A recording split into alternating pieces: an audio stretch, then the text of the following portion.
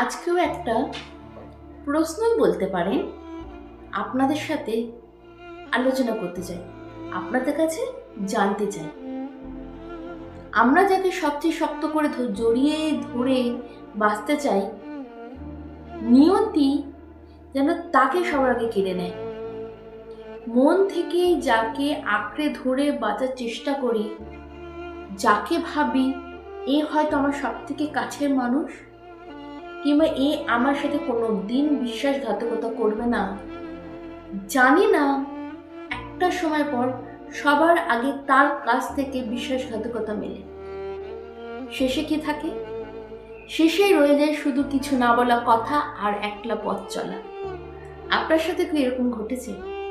যদি ঘটে থাকে কমেন্ট করে জানাবেন। ধন্যবাদ।